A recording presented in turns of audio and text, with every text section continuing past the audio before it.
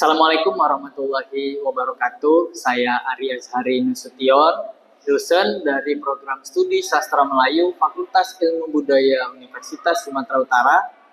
Pada kesempatan ini saya akan menampilkan video pengajaran saya untuk memenuhi penyusunan dokumen pernyataan diri dosen dalam unjuk kerja Tridharma Perguruan Tinggi. Nah, pada video pembelajaran ini dilakukan secara tatap muka dengan mata kuliah yang saya ampu, yaitu mata kuliah Psikologi Sastra. Berikut videonya. Assalamualaikum warahmatullahi wabarakatuh.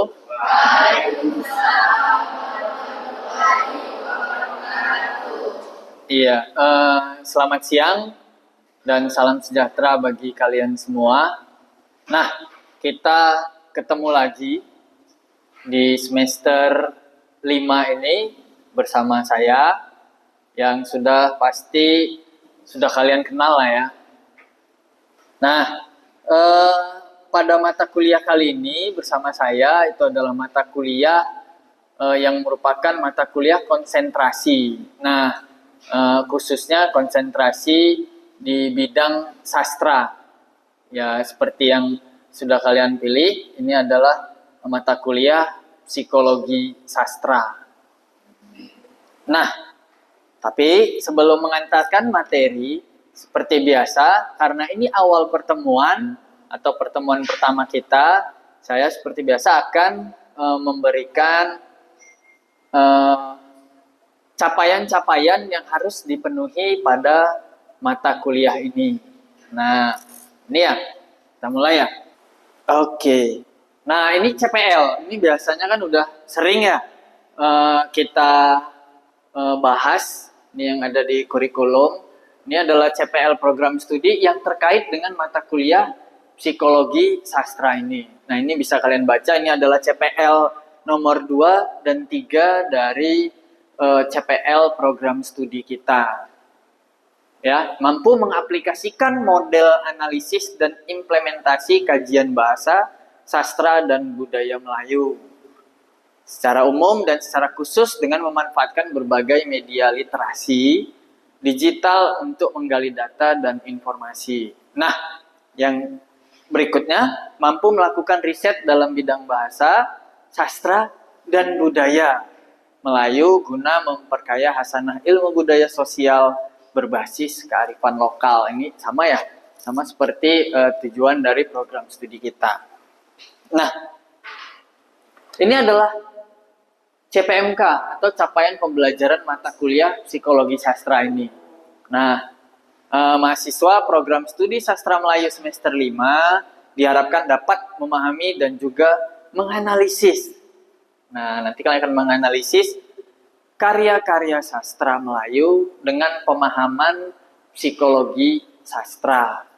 Nah, yang berikutnya, mahasiswa program studi diharapkan dapat membuat sebuah hasil. Nah, ini dia nanti yang menjadi project based method yang ada di mata kuliah kita ini. Itu berupa artikel. Itu adalah CPMK-nya. Kontrak kuliah dan materi. Kalian kan sudah mendaftar, sudah di-enroll ya di kelas USU, ya kan, di e-learning. Nah, sudah di-enroll mata kuliah Psikologi Sastra. Di sana sudah saya masukkan mulai dari RPS, kemudian kontrak kuliah, dan juga materi-materi. Jadi yang ini juga sudah ada di sana, yang bisa nanti kalian unduh dan dibaca lagi di rumah. Untuk pertemuan berikutnya juga sudah saya berikan di e-learning kita. Nah, ini adalah materi-materi yang satu semester ini akan kita pelajari. Ya, ini keseluruhannya mulai dari konsep dasar mengenai psikologi sastra, kemudian nanti kita sampai ke tokoh-tokohnya, ya kan? Baru setelah memahami bagaimana konsep psikologi sastra ini, baru kita akan langsung menerapkannya pada karya sastra. Khususnya adalah karya sastra Melayu. Kan sudah banyak ya karya sastra Melayu di semester-semester sebelumnya bersama saya tunjukkan karya-karya sastranya. Nah, di semester ini khusus pembidangan dari perkuliahan kalian, nah akan kita terapkan dia tentang psikologinya. Nah ini dia, sampai nanti kepada membuat artikel ataupun makalah analisis karya sastra dengan menggunakan teori psikologi sastra. Saya lihat udah ada beberapa buku ya mengenai psikologi sastra, dan mungkin ada juga yang belum, dan juga mungkin ada yang membawa teks karyanya. Oh ini cukup pada rajin ini. Nah ini adalah buku dan referensi, sebenarnya masih banyak lagi ya. Di RPS ada. Nah ini adalah buku dan referensinya. Referensi utamanya itu, nah bukunya bisa kalian beli kalau mau seragam. Itu bukunya dia Albertine Minderop dengan judul Psikologi Sastra, Karya Sastra, Metode, Teori, dan Contoh Kasus. Tapi kalau ada misalnya buku yang lain, buku referensi yang lain, bisa kalian beli juga untuk memperkaya. Juga ada beberapa jurnal, termasuk jurnal artikel saya yang bisa kalian baca sebagai nanti contoh ketika kalian menganalisis. Nah, ada saya sertakan juga di e-learning juga saya sertakan jurnal saya itu. Jadi nanti jurnal selebihnya mengenai psikologi sastra bisa kalian download sendiri atau cari sendiri di internet. Sekarang kan udah zaman digital ya. Ini kan tadi bagian dari CPL tadi ya. Nah, jadi nama mata kuliah ini kan psikologi sastra. Jadi kita masuk seperti biasa untuk mengungkapkan definisi dari nama mata kuliah itu. Seperti biasa ya sama saya. Nah, kira-kira ini kata awalnya adalah psikologi. Ada nggak? Atau bisa nggak kalian berpendapat apa itu psikologi? Iya, yang di belakang. Kira-kira apa itu psikologi? Psikologi itu adalah ilmu yang mempelajari perilaku dan proses mental manusia. Ilmu mempelajari perilaku dan proses mental manusia. Sangat bagus jawabannya. Nah, ini saya langsung jadi psikologi itu, nah setelah banyak membaca referensi, kira-kira simpulannya psikologi adalah studi sains ya mengenai perilaku dan pemikiran manusia, human mind and behavior. Jadi kita nanti akan menganalisis, dari psikologi akan menganalisis bagaimana orang berpikir, merasakan, kemudian bertindak, ya kan? Kemudian mengeksplor hubungan-hubungan yang kompleks. Nah, antara proses mental, emosi, dan aksinya atau tindakannya. Jadi itu secara gambaran umum yang disebut dengan psikologi.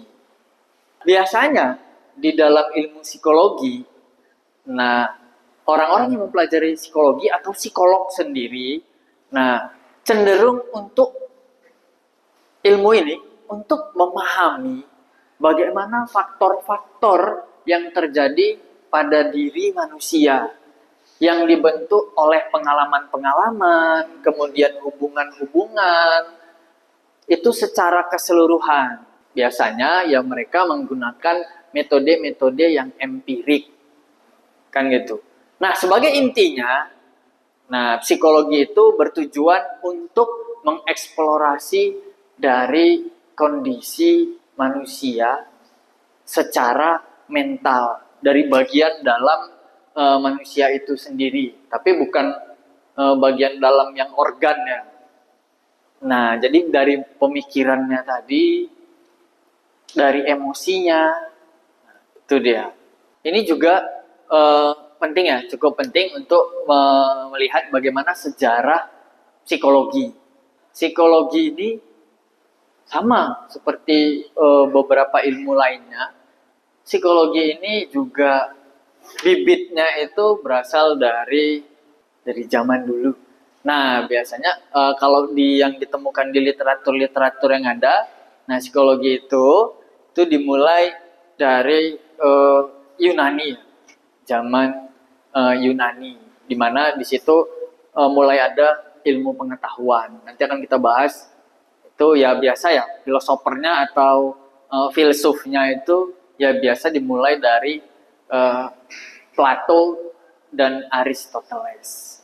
Mereka yang awal-awal itu apa namanya mengeksplor ataupun kayak mengemukakan, nah ini tentang nature of mind and behavior. Artinya itu adalah pikiran dan perilaku alami dari manusia. Nah, mereka mendiskusikan atau berbicara tentang itu secara berkelompok.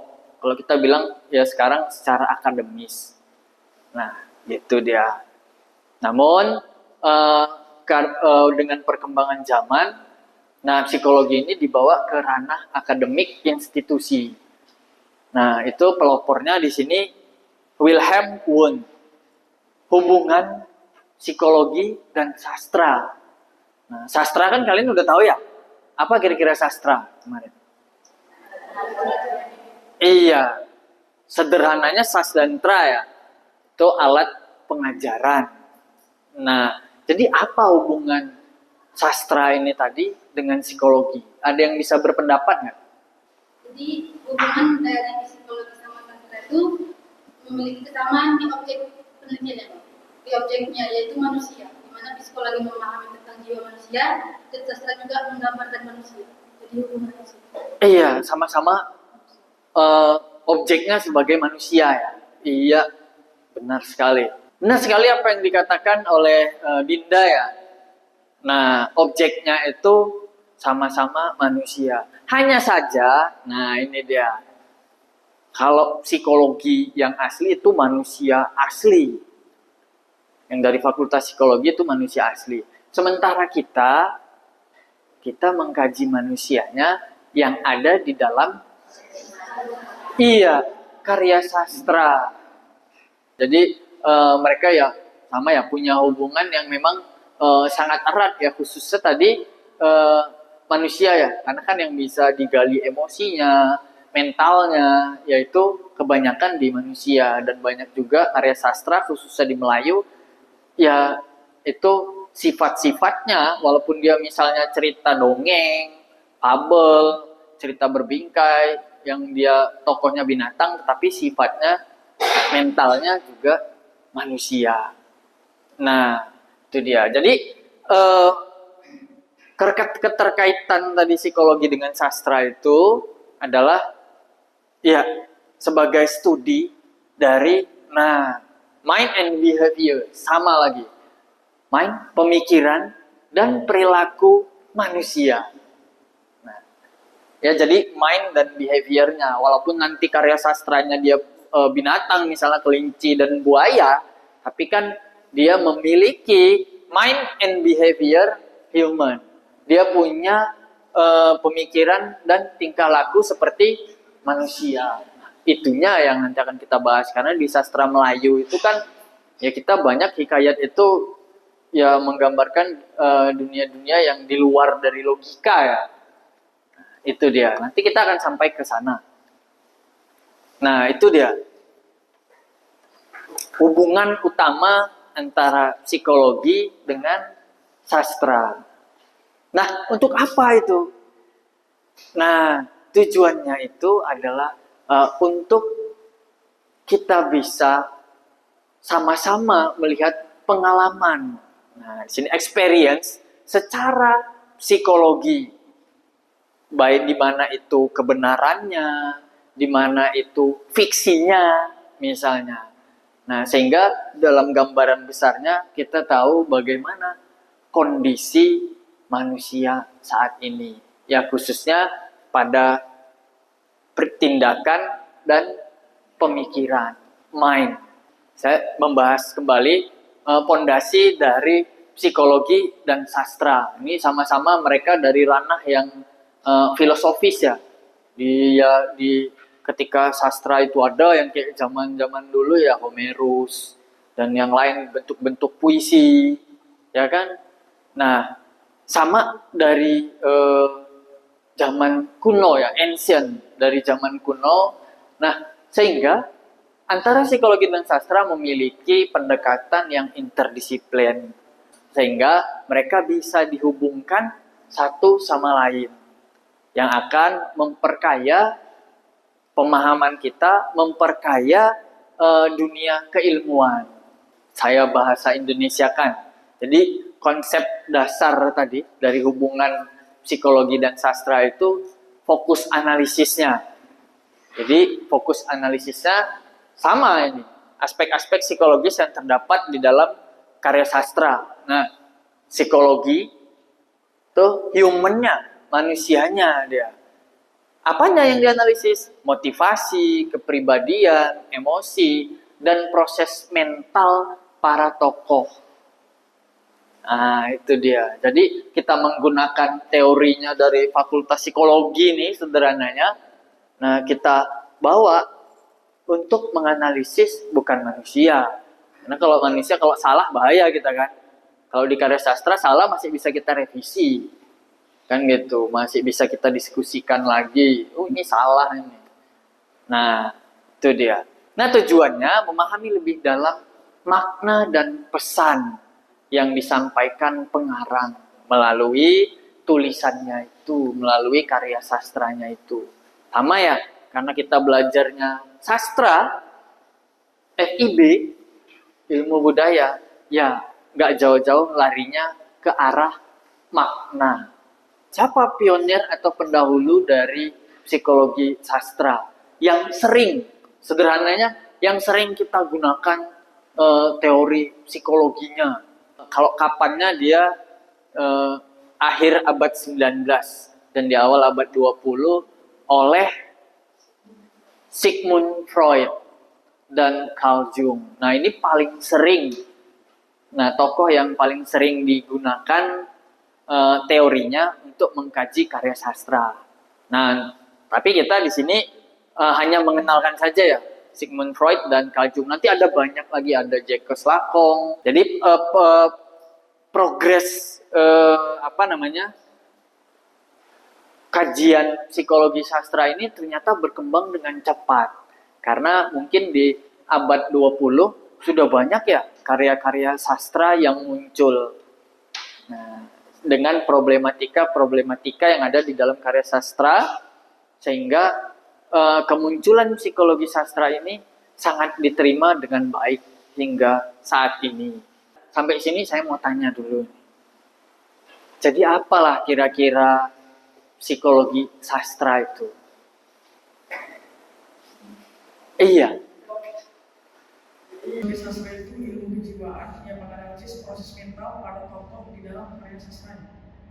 Iya, sangat bagus. Jadi kita menganalisis proses mental, nah proses perilaku ya yang ada di dalam karya sastra.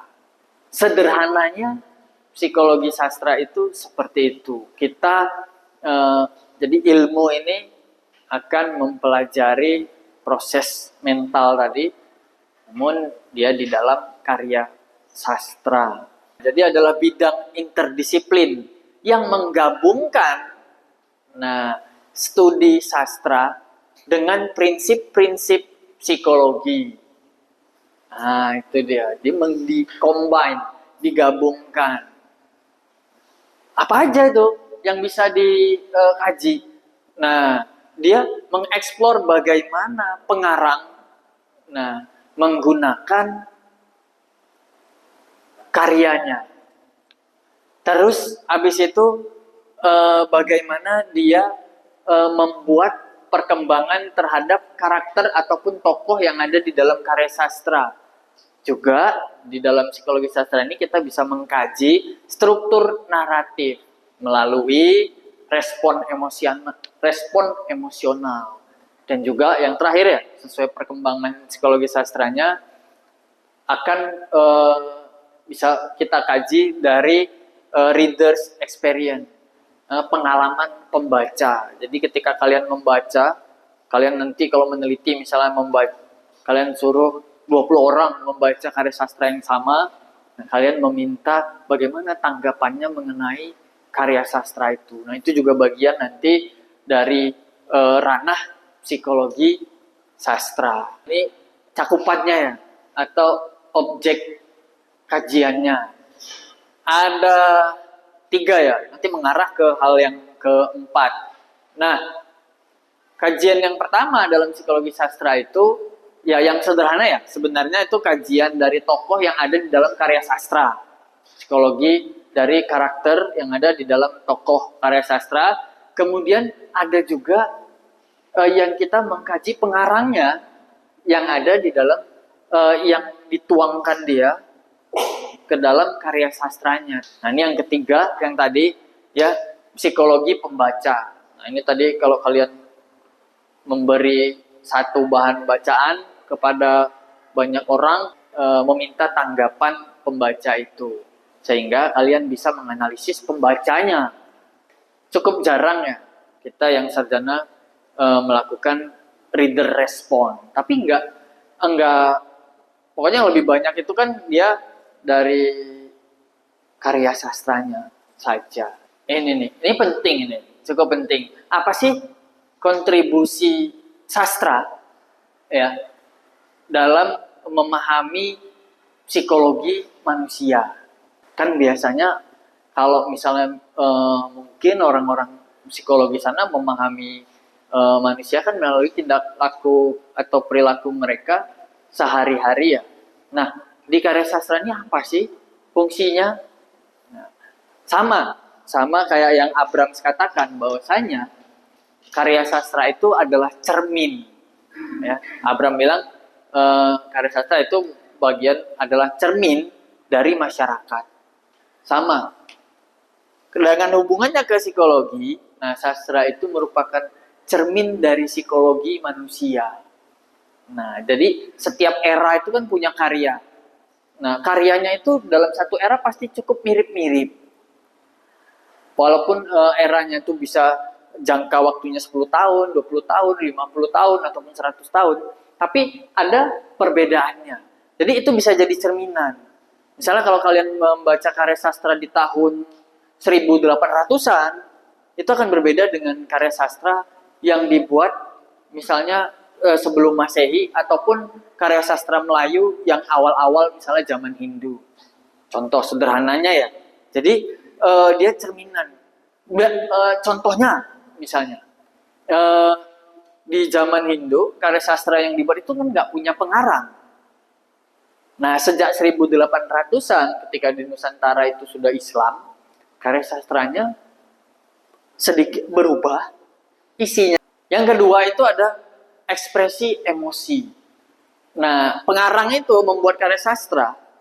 Nah, itu bagian dari ekspresi emosi dia terhadap mungkin kehidupannya ataupun kehidupan orang lain yang kemudian diciptakannya menjadi sebuah karya sastra.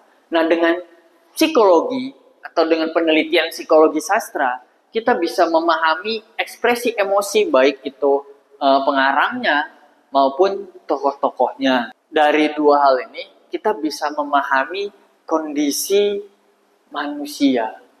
Baik itu dari sisi kitanya, nah walaupun dari sisi psikolognya sendiri gitu, psikologisnya, orang yang berkecimpung memang dalam dunia psikologis untuk lebih memahami kondisi manusia lebih baik.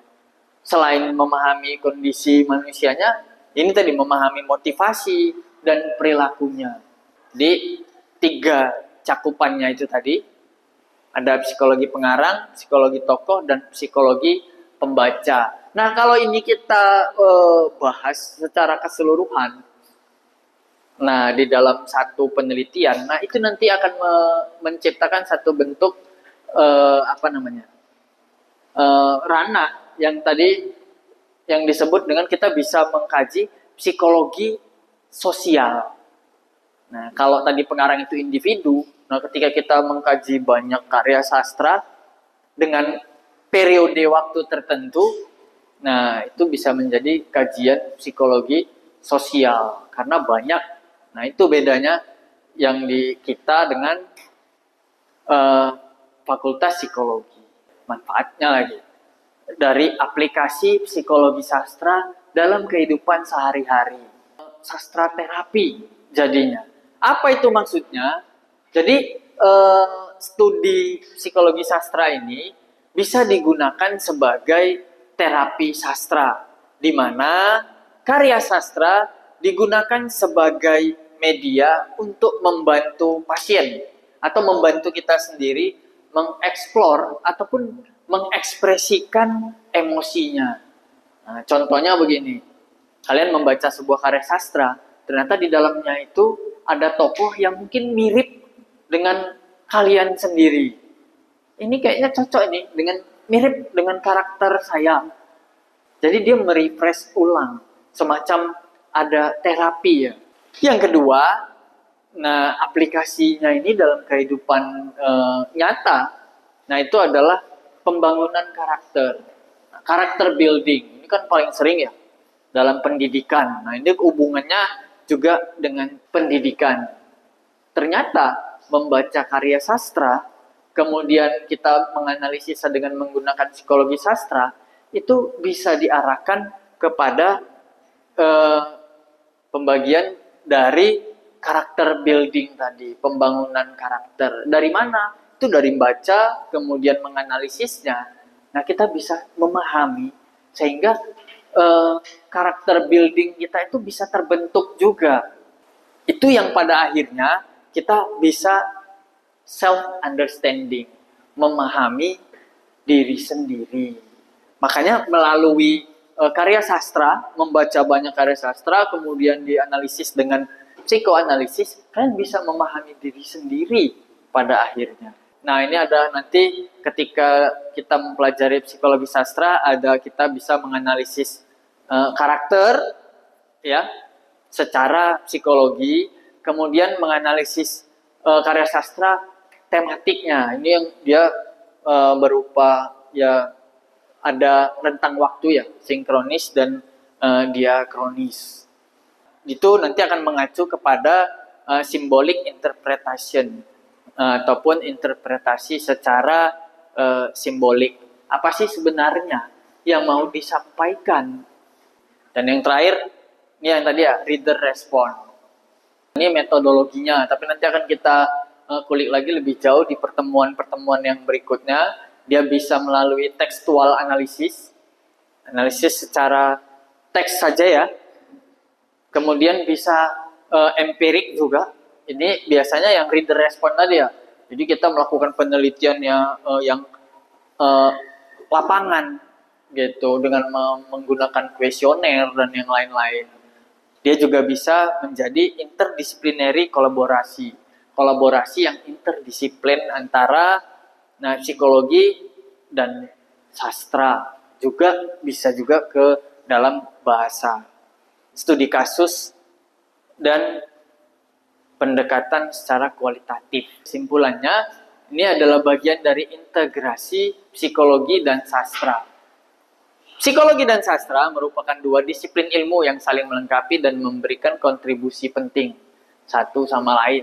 Melalui kajian psikologi sastra, kita memperoleh pemahaman yang lebih dalam dan komprehensif mengenai kompleksitas jiwa manusia. Dengan demikian, sinergi antara kedua ilmu ini memberikan kontribusi yang berharga dalam pengembangan ilmu pengetahuan. Demikian saja pertemuan kita pada hari ini. Kalau tidak ada pertanyaan lagi, sampai jumpa minggu depan.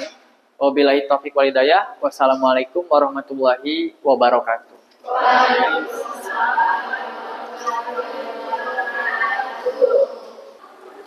Demikianlah video pembelajaran mata kuliah Psikologi Sastra yang saya ampuh. Terima kasih. Assalamualaikum warahmatullahi wabarakatuh.